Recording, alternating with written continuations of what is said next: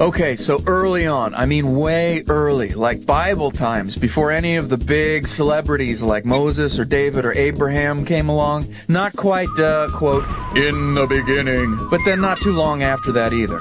Back then, everybody pretty much had the same deal going. You had just a few options on how you could make ends meet. You could be a farmer, raise livestock, be a hunter. If you were really good at it and you lived near the right people, maybe you could make clothes or tents or stuff like that. But there weren't really any insurance salesmen or custom cabinet makers or bridal shops or pizza places.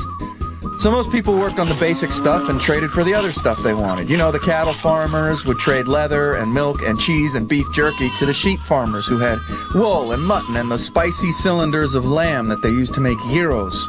The guys who had vineyards were popular with everyone because wine goes with both gyros and beef jerky, I hear. Also, grapes and raisins are popular with everyone except for fig and date farmers.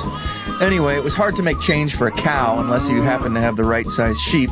And if you didn't, well, things got pretty bad for the sheep. So one day this exotic caravan rolls through town and they have all this interesting stuff like spices and baubles and trinkets and things like that.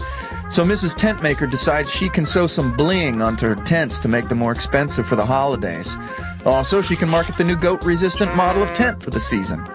So they barter and haggle, and afterwards they have much smaller tent piles, fewer goats, and now they have a basket full of shiny stuff. And that shiny stuff, they say, doesn't need to be fed like the goats, and it isn't nearly as hard to carry in your sleeve pocket as a tent. Say, Mrs. Tentmaker, why don't you hang some of these shiny things on your collar so Mrs. O'Ahmed can see them? And so instantly jewelry and currency were invented by the tent makers. Now, the O'Ahmeds were always self-conscious about their struggling and isolated fig and date plantation when they compared themselves to the relative wealth of the tent makers. So they started decorating their residences unnecessarily, and this led to the Great Goat and Bauble War of 1754 BC. And so by the time of the Bible celebrities, those trinkets and baubles had eventually turned into gold and silver currency. Bartering was still done with sheep and goats and cows, as well as wine and grapes. Figs and dates did well too, but not like gold and silver.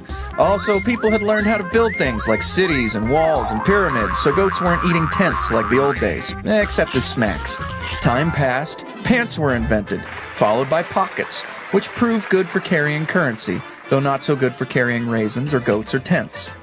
The enterprising explorers of the American continent filled their pockets with bling and went stomping through the underbrush trying to make deals, at gunpoint if necessary. But finding that the residents only had groceries to trade, they opted to take New York instead. This made a lot of people on both sides very upset and resulted in a lot of violence and impoliteness. So to keep things civil, everyone agreed that money should be made of paper. The guy who kept all the gold and issued all the paper is a guy named Midas. He starved to death under mysterious circumstances, and the investigation continues. We still use that paper today, although we paint it different colors just to keep the middle-aged folks nervous about the economy. Then about 60 years ago, a teenager named Johnny Visa took his girlfriend out for a burger and fries kind of date, realizing all too late that he had left his wampum and his other dungarees. They used words like wampum and dungarees back then. But anyway, since he knew the burger shop owner, he offered his driver's license as collateral until he could come back discreetly with a goat, some paper money. And that's when he got the idea to start using a card for credit to cut down on how much paper he needed to carry in his trouser pockets.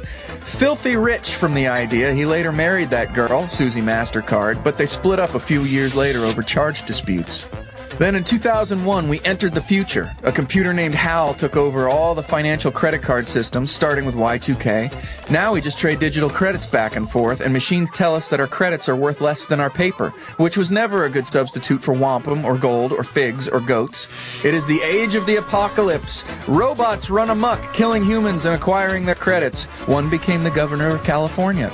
Most human survivors exist in a prison known as the middle class, working strenuously to pay artificial credits to a robot for possessions we need to impress our fellow prisoners. And that, my friends, is the whole real history of money.